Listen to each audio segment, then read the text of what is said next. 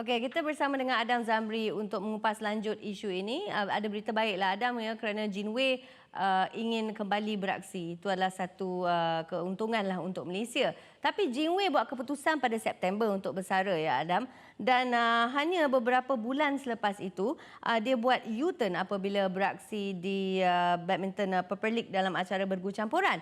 Boleh Adam perjelaskan situasi ini kerana bersara dan keluar BAM untuk jadi pemain profesional adalah dua perkara yang berbeza, dan apa prosedur yang perlu dilalui Jinwei? Baik, sebelum tu saya ingin terangkan Ya. secara ringkas kronologinya. Mungkin ada yang tidak faham, mengapa seorang pemain ini mulanya menyatakan hasrat untuk bersara, tiba-tiba tidak sampai setengah tahun baru kembali semula beraksi di peringkat antarabangsa. Baik, sebenarnya Jinwei sudah menyatakan hasrat ini di dalam kem itu sendiri pada sekitar bulan Ogos. Selepas itu mereka cuba untuk memujuk saya difahamkan BM ambil masa 6 minggu pendiriannya kekal bersama dengan skuad kebangsaan, tidak bersara, tidak keluar. Namun apakan daya mereka tidak dapat melakukannya. Jinwei undur diri. Jadi selepas itu uh, Jinwei ada membuat beberapa siri uh, kandungan di YouTube. Hmm? Kita boleh lihat bagaimana dia mengajar peminat-peminat bagaimana bermain badminton dan sebagainya di YouTube-nya sendiri. Itu Ya. menunjukkan bahawa dia sebenarnya masih lagi ada keinginan.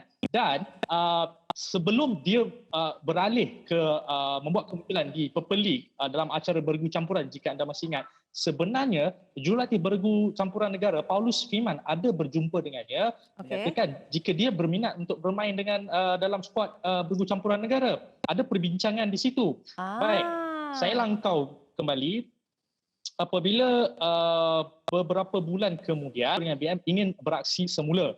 Jadi di sini mungkin bukan akan, di sini ada saya rasa miscommunication sedikit.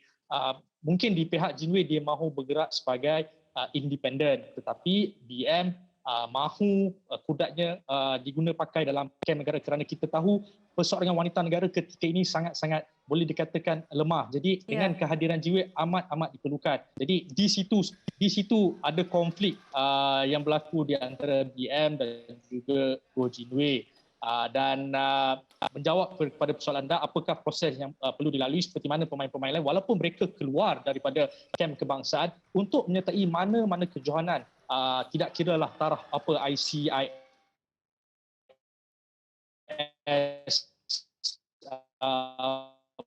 ataupun lebih tinggi daripada itu, mereka perlu sesebuah negara, iaitu di sini persoalan anda, Edlin. Okey, tadi Adam putus-putus sikit, tapi kita dapatlah gambaran jelas sebenarnya ya. Baik Adam, difahamkan juga Jinwei sepatutnya akan memulakan kembali kerjaya antarabangsanya seawal Januari ini. Benarkah Adam?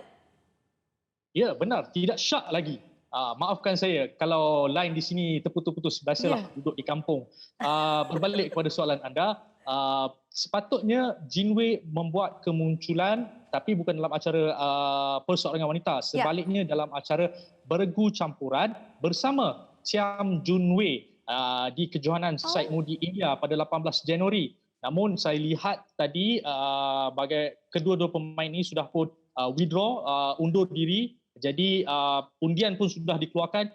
Ini bermakna mungkin di situ sama ada mereka tidak mendapat keizinan, penajaan sebagainya. Fakta ini ataupun maklumat ini saya masih belum dapat secara Baik. terperinci.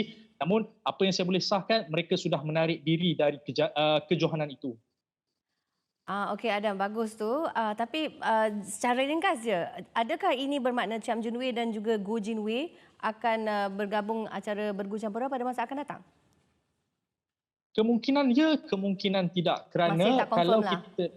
kalau kita lihat ketika ini, mereka masih lagi muda, kudrat mereka masih lagi ada, Ya, kerana Siam saya rasa masih lagi boleh bergerak sebagai pemain pemain persoalangan singles. lelaki walaupun Hmm. sebagai profesional, kerana kita tahu profesional persoalangan lelaki juga kuat Ceras. Mereka berhimpun di sana, ada Sok Jua, Lim Chi Weng dan sebagainya.